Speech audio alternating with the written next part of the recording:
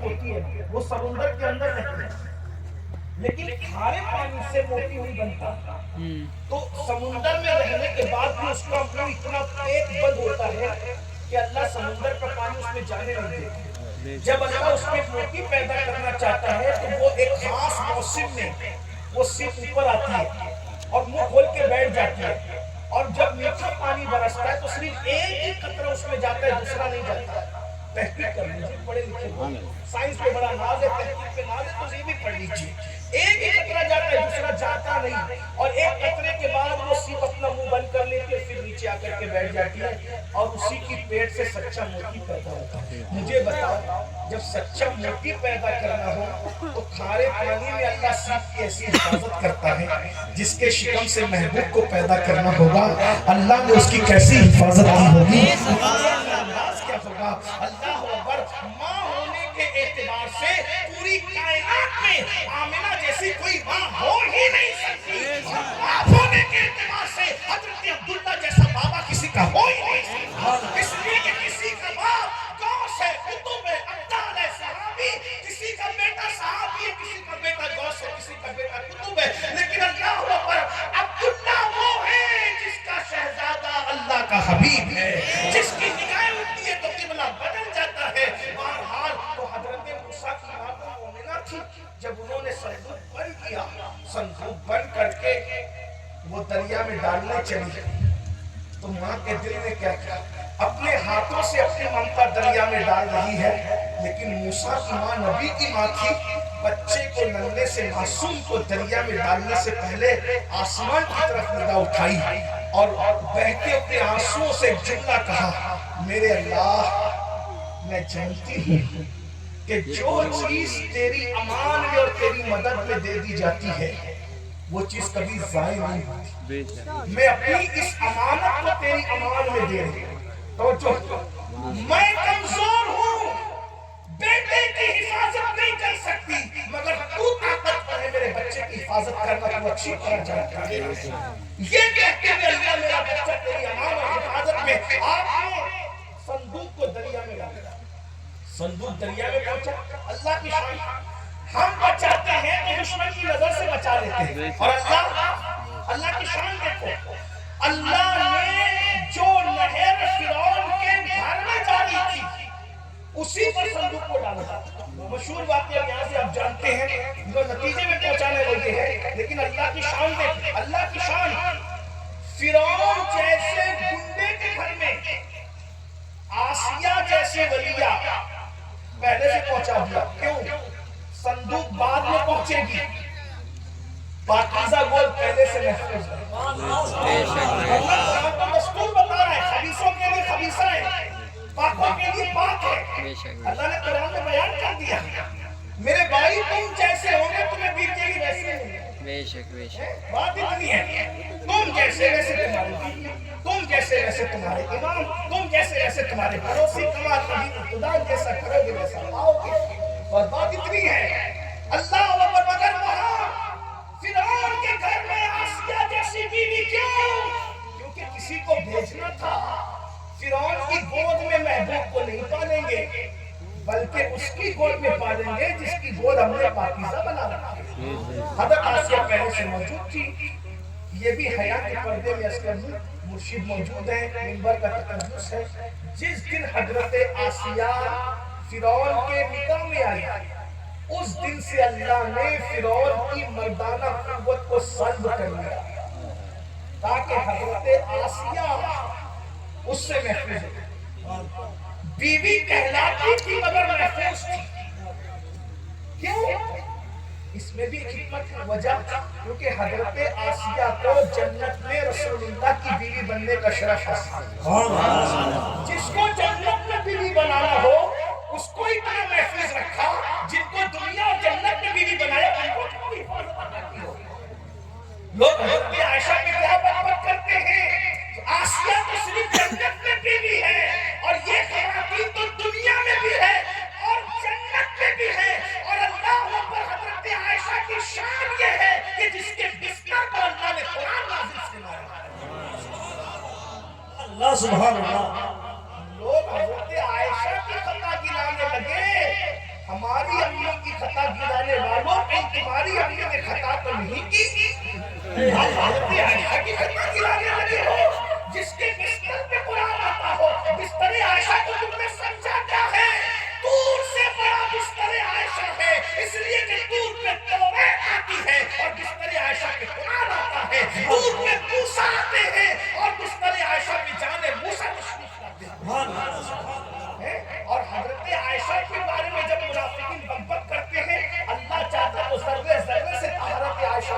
کرواتا، لیکن ذروں سے لے کر آیا، بچوں سے لے کر آیا، اللہ نے ان کی طہارت میں قرآن کی 18 آیتیں نازل فرما دی.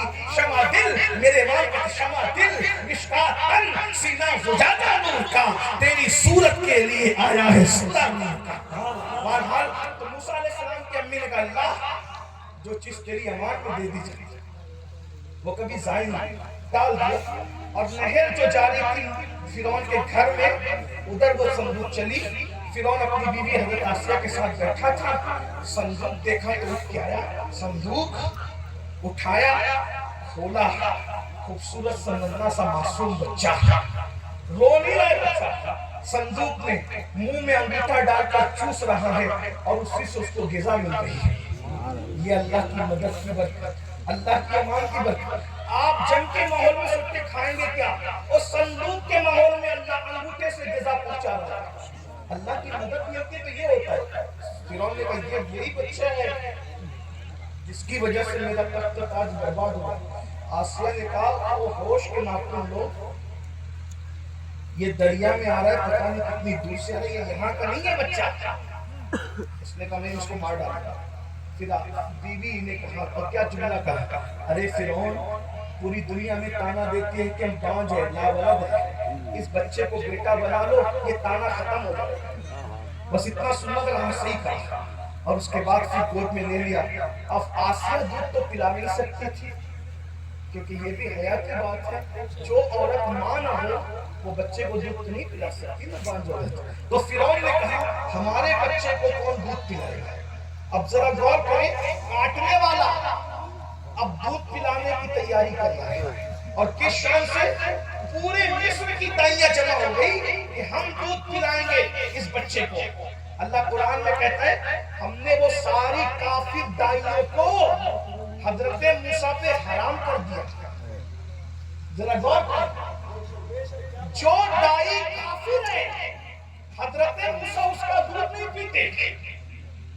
جب دائی کافر ہو تو موسیٰ دودھ نہیں پیتے تو کافر ماں کے پیٹ میں ابھی کیسے آ سکتا ہے؟ لیکن ایک بات اور عرض کر دوں، یہ شان موسیٰ ہے کہ کافر کا دودھ نہیں پیتے، لیکن اپنے نبی کی شان اس سے بہت بڑی ہے. حضرت موسیٰ کافر کا دودھ نہیں پیتے اور میرے نبی کی شان یہ ہے جس کا پی لیتے ہیں اس کو کافر رہنے نہیں دیتے. سبحان اللہ، سبحان اللہ، تکبیر، نعرہ رسالت، شمس مغربہ کانفرنس. سبحان اللہ، سبحان اللہ. امام اہل سنت سیدی اعلیٰ حضرت نے تحقیق فرمائی ہے کہ رسول اللہ نے جن دائیوں کا دودھ پیا اللہ نے سب کو ایمان کی دولت عطا فرمائی. جس کا پی لے اسے کافر رہنے نہ دے. بہرحال مختصر بس ختم کرتے ہوئے ساری دائیوں نے جب دودھ دیا تو آپ نے منہ پھیر لیا، منہ پھیر لیا، منہ پھیر لیا. تو حضرت موسیٰ کی بہن وہاں پہلے سے موجود کی بڑی ذہین تھی. اس کو نے فرعون سے کہا فرعون ایک ایسی دائی ہے ہمارے مصر میں کہ جو نفیس طبیعت کے بچے ہوتے ہیں جو کسی کا دودھ نہیں پیتے اس کا پی لیتے. فرعون نے کہا اگر وہ دائی کا میرے بچے نے دودھ پی لیا تو اس کو بھی انعام دوں گا اور تجھے بھی نہیں دوں گا. کیونکہ اب تو بات بن آئی ہے نا. حضرت موسیٰ کی بہن دوڑی دوڑی کہ امی چلو. موسیٰ تو فرعون کے گھر میں فرعون پالنے میں مجبور ہے. موسیٰ علیہ السلام کی امی آئی، فرعون نے حضرت موسیٰ کی گود میں موسیٰ علیہ السلام کو دے کے کہا اگر میرے بچے نے تیرا دودھ پی لیا تو تجھے منہ مانگا انعام دوں. جیسے موسیٰ علیہ السلام کی امی نے حضرت موسیٰ کو اپنی گود میں لیا، اللہ نے موسیٰ کی ماں پر الہام فرمایا اور کہا موسیٰ کی ماں تو نے یہ بچہ میری حفاظت میں دیا تھا نا، دیکھ ہم نے اس کی کیسی حفاظت کی. جس کو ہم اپنی امان عطا کرتے تھے اس کو کبھی ضائع ہونے نہیں دیتے. حضرت موسیٰ کی ماں کو یہ کہہ کے واپس کیا مسلمانوں اب ذرا غور کرو، جب اللہ کسی کی مدد کرتا ہے کسی کی حفاظت کرتا ہے شان سے کرتا ہے تو دشمن پالنے پر مجبور ہوتا ہے. بس اتنی سی کوشش کرو. کہ ہمیں اللہ کی مدد مل جائے، ہمیں اللہ کی امان مل جائے، اور اللہ کی امان گناہوں کے ماحول میں نہیں مل سکتی۔ گناہوں کے ماحول سے نکلیے، توبہ کیجیے، استغفار کیجیے، اللہ کے قریب آئیے، اور اللہ کے قریب آنے کا سب سے بہترین ذریعہ سجدہ ہے۔ آج آپ نے ایک مسجد کا افتتاح کیا ہے، میں نے مسجد کے افتتاح میں کہا جب مسجد تعمیر ہوتی ہے اور محلے کے لوگ نماز پڑھنے مسجد میں نہیں آتے تو رات کی تاریکی میں مسجد عرض کرتی اللہ جس نے مجھے ویران کیا تو اس کے گھر کو ویران کر دے، جس قوم کے لیے مسجد بد دعا کرے وہ قوم آباد کیسے رہ سکتی ہے؟ اس لیے میرے بھائیوں مسجدوں کے قریب آؤ، سجدے کے قریب آؤ، دنیا کیا کرے چھوڑیے، اللہ کی مدد حاصل کیجیے۔ اللہ پاک کی بارگاہ میں دعا ہے، اللہ پاک سب سے پہلے مجھے آپ سب کو عمل کی توفیق عطا فرمائے، گفتگو کے درمیان کوئی بھی غلطی ہوئی ہو اللہ تعالیٰ معاف فرمائے۔ سبحانک لا علم لنا الا ما علمتنا انک انت العلیم الحکیم، استغفر اللہ ربی من كل ذنب واتوب الیہ وما علینا الا البلاغ۔ السلام علیکم ورحمۃ اللہ وبرکاتہ۔ وعلیکم السلام۔ اس لیے کہ اب آپ